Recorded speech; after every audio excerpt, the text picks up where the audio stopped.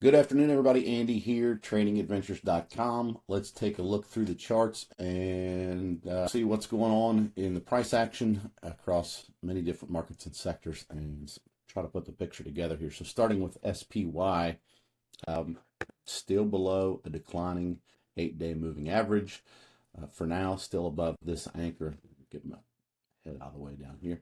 Still off above this anchor from the August 25 low, but just continuing to drift lower. Before I switch to the others, let's just set the stage here a little cleaner. Here's the roadmap chart. 30-minute time frames on the four major indices, and the market's just really going nowhere.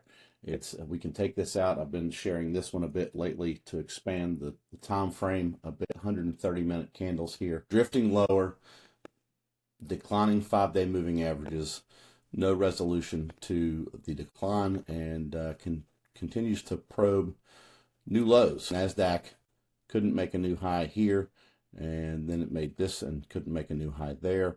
And so we're just, we don't have any resolution yet. This is not going anywhere good for long-oriented traders, and it continues to show vulnerabilities. We'll get to a couple of what I think are key examples of that here in a few minutes, but before we do, let's go back through the rest of them on a daily time frame.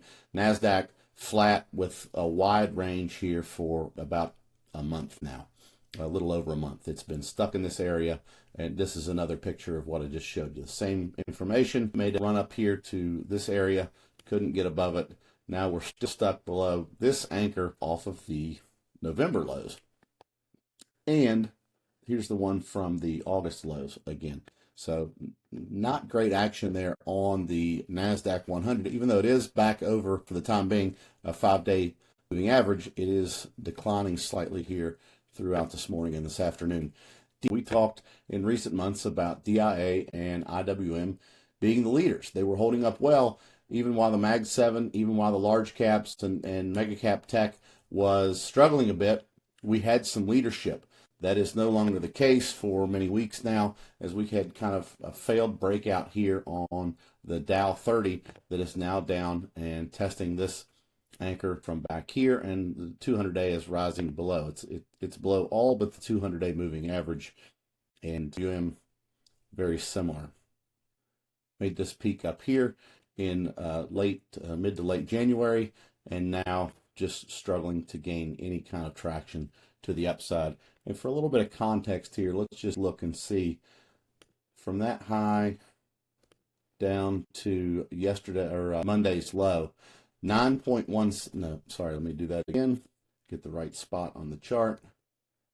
That was right at the 10% mark. So just barely tickling what people like to call a correction on the small caps. But if we go back to SPY, and this is not closing prices, this is just intraday highs from this level here down to Monday's low. It's only 5%. It feels really bad, but it's only a 5% decline from its peak to its low right now on the recent action in SPY. So the all cap world index X the US, we saw a lot of buying in the weekly chart analyses.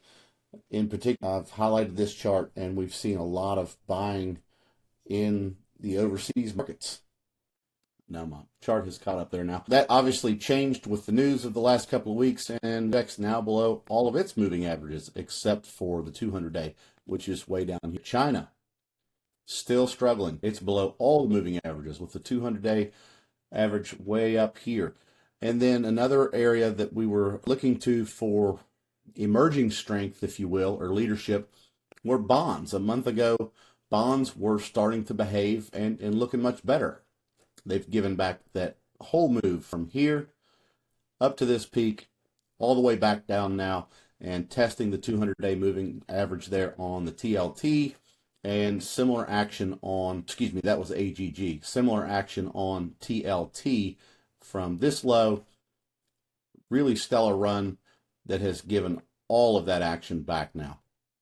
And we've got a little bit of a reference point here. I can extend that over. Not very clean, but we can see that even bonds are not providing or emerging as leadership like we thought they might about a month ago or about 2 weeks ago. High yield bonds still trading like stocks, which is, that's what they're supposed to do. It's a higher risk asset class in the fixed income world, and it trades more like stocks, but they've been declining as well, even as they held up for better than stocks for quite a while, back towards the last day of February. And so far, that's the first day of March. And so far for the last couple of weeks, they're struggling here below all the moving averages. So you see the recurring theme there.